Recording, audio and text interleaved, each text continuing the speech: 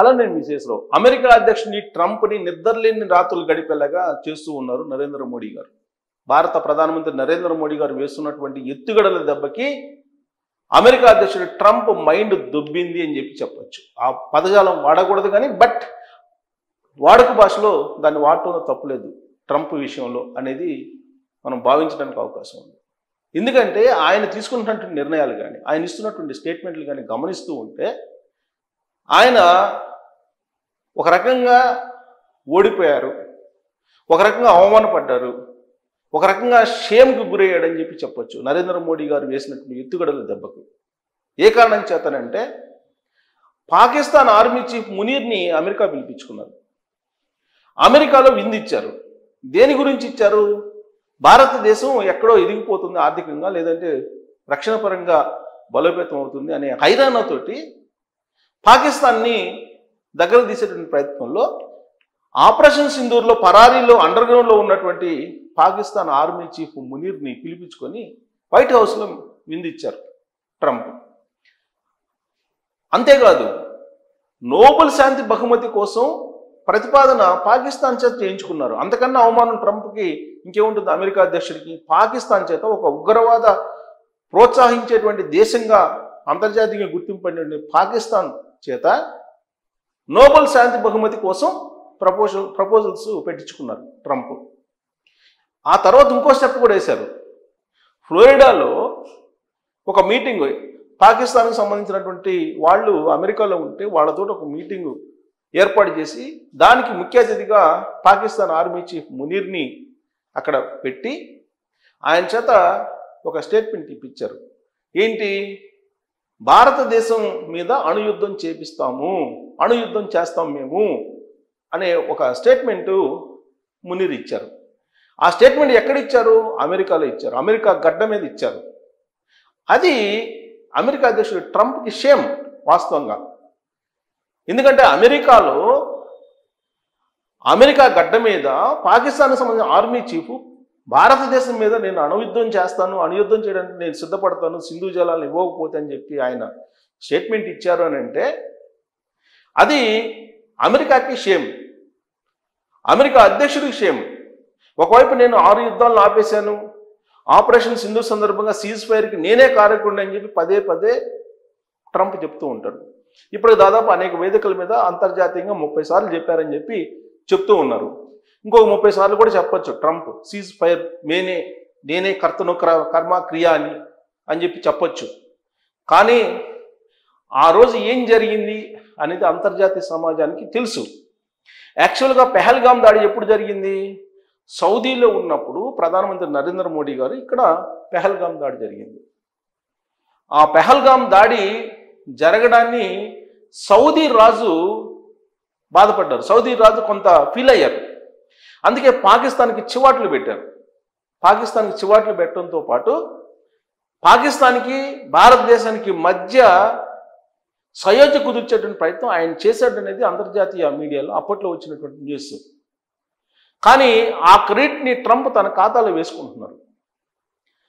ఆ ఖాతాలో వేసుకున్నప్పటికి కూడా పెహల్గాం దాడి జరిగినందుకే సౌదీ రాజు ఫీల్ అయితే ఎందుకు ఆ రోజున ప్రధానమంత్రి నరేంద్ర మోడీ గారు సౌదీలో టూర్లో ఉన్నారు.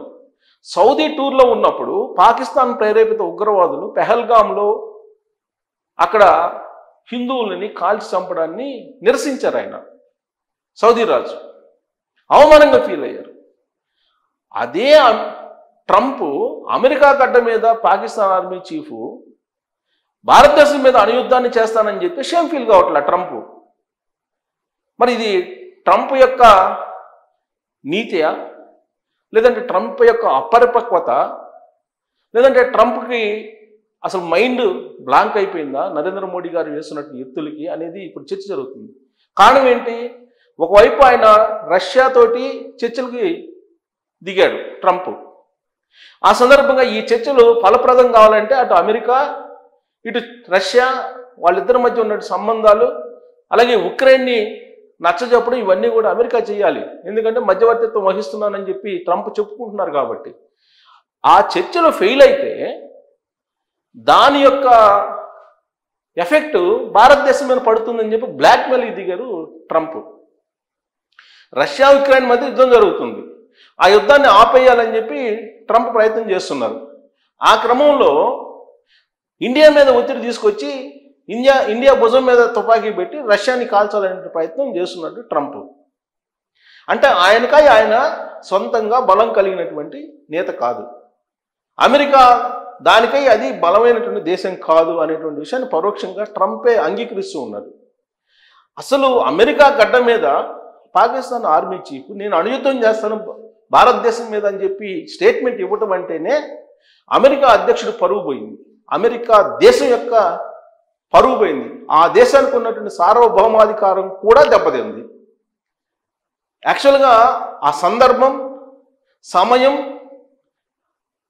దానికి అనుగుణంగా మాట్లాడాలి. ఎవరైనా అమెరికాకి వెళ్ళి భారతదేశం మీద అణుయుద్ధాన్ని చేస్తానని చెప్పారంటే అది అమెరికాకి ఓడిపోయినట్టే, అమెరికా అవమానానికి గురైనట్టే ఒక రకంగా చెప్పాలంటే. దీని అందరికి కారణం ఏంది? భారతదేశం అంటే ఒక భయం ట్రంప్కి. భారతదేశం అన్నా, భారతదేశ ఆర్మీ అన్నా, భారతదేశ రక్షణ ఒప్పందాలన్నా, భారతదేశానికి సంబంధించినట్టు ఆయిల్ దిగుమతులన్నా ఆయనకి భయం. భారతదేశాన్ని కట్టడి చేయకపోతే డాలర్ పడిపోతుందేమో అనేటువంటి ఆందోళన. భారతదేశాన్ని అలా వదిలేస్తే ఆర్థిక వ్యవస్థగా అవతారం ఎత్తే అవకాశం ఉంది ప్రపంచంలోనే అనేటువంటి ఒక ఆందోళన ట్రంప్కు ఉంది. భారత యొక్క ఎకానమీ గురించి ఆయన మాడతారు, రష్యా ఎకానమీ గురించి మాడతారు. కానీ భారతదేశాన్ని కంట్రోల్ ఎందుకు చేస్తున్నారు? భారతదేశం ఎకానమీ బాగాలేదు, పడిపోతుంది, ఓకే. అలాంటప్పుడు ఎందుకు భారతదేశాన్ని కంట్రోల్ చేయాలి? రష్యా నుంచి ఆయిల్ కొనుగోలు చేయొద్దని చెప్పి బ్లాక్మెయిల్ చేస్తారు. మరోవైపు చైనా కొనుగోలు చేస్తుంది రష్యా నుంచి. చైనాకేమో రిలాక్సేషన్ ఇచ్చారు, భారతదేశానికి మాత్రం రిలాక్సేషన్ ఇవ్వకుండా రష్యా ఉక్రెయిన్ యుద్ధంతో ముడిపెట్టారు. రష్యాకి ఉక్రెయిన్కి మధ్య యుద్ధాన్ని కనుక ఆపితే అప్పుడు మీరు ఆయిల్ కొనుగోలు చేయవచ్చు, కానీ ఇప్పుడు కొనుగోలు చేయడానికి లేదని చెప్పి ఒక కండిషన్ పెట్టారు. అంటే ట్రంప్ నరేంద్ర మోడీ గారు ఎంత బలవంతుడో గ్రహించారు. నరేంద్ర మోడీ గారు తలుచుకుంటే, నరేంద్ర మోడీ గారు ఒత్తిడి చేస్తే, నరేంద్ర మోడీ గారు ఇనిషియేటివ్గా తీసుకుంటే రష్యా ఉక్రెయిన్ వార్ ఆగిపోతుంది అనేది ఆయనకున్నటువంటి నాలెడ్జ్ ట్రంప్కి. అందుకే నరేంద్ర మోడీ గారు భుజం మీద తుపాకీ పెట్టి పుతిన్ని కాల్చాలనే ప్రయత్నం చేస్తున్నాడు ఆయన. కానీ పుతిన్, అలాగే నరేంద్ర మోడీ గారు, అలాగే జిన్పింగ్ చైనా అధ్యక్షుడు, వీళ్ళ ముగ్గురు కలిసి ట్రంప్ని పాతాళానికి పాతిపెట్టేటువంటి వ్యూహాన్ని రచించబోతున్నారనేది అంతర్జాతీయంగా జరుగుతున్నటువంటి చర్చ. అంతర్జాతీయ దౌత్యవేత్తలు కూడా అదే చెప్తున్నారు. అందుకే ఈ మంత్ ఎండింగ్లో చైనా వెళ్తున్నారు నరేంద్ర మోడీ గారు. అజిత్ జోవల్ గారు రష్యా వెళ్ళారు. పుతిన్, రష్యా అధ్యక్షుడు పుతిన్ ఇండియా రాబోతున్నారు నెక్స్ట్ మంత్. ఇవన్నీ తెలిసే ట్రంప్ వణికిపోతూ ఉన్నారు. నరేంద్ర మోడీ గారు ఎటువైపు నుంచి నరుక్కొస్తారో తెలియనటువంటి పరిస్థితుల్లో ఆయన ఇష్టానుసారం మాట్లాడుతూ ఉన్నారు. First Pakistan army chief Munir చేసినటువంటి కామెంటే అమెరికా పతనం, ట్రంప్ యొక్క పతనం అని చెప్పి అనుకోవచ్చు. అందుకే నోబెల్ శాంతి బహుమతికి కూడా ఆయన అనర్హుడు అని చెప్పి ఇప్పుడు వినిపిస్తుంది. కారణం ఏంటంటే మునీర్ చేసినటువంటి కామెంట్స్ని సీరియస్గా నోబెల్ శాంతి కమిటీ తీసుకుంది, దాన్ని పరిగణలోకి తీసుకుందని కూడా తెలుస్తుంది. పాకిస్తాన్ ఏమో నోబెల్ శాంతి బహుమతి అమెరికా అధ్యక్షుడు ట్రంప్కి ఇవ్వాలని అంటుంది. పాకిస్తాన్ ఆర్మీ చీఫ్ అమెరికాలో ఉండి అణుయుద్ధం చేస్తాను భారతదేశం మీద అని చెప్పి చెప్తున్నారు. కరెక్ట్గా ఈ పాయింట్ దగ్గరే నోబెల్ శాంతి కమిటీ ఆయన వ్యాఖ్యలను పరిగణలోకి తీసుకొని ట్రంప్ యొక్క వాలకం ఏంటి అనేది కూడా పరిశీలిస్తూ ఉంది ఆ కమిటీ. అందుకే ఎండమావిలాగే ఆయనకి నోబెల్ శాంతి బహుమతి అనేది మిగిలే అవకాశం ఉంది ట్రంప్కి. ఆయన ఏదైతే కోరుకుంటున్నారో నోబెల్ శాంతి బహుమతి కావాలని, అది ఆయనకు అందనంత దూరంగా ఉంది అనేటువంటి విషయాన్ని నోబెల్ శాంతి కమిటీ పరిశీలిస్తున్నటువంటి క్రమంలో బయటకు వచ్చినటువంటి అంశం.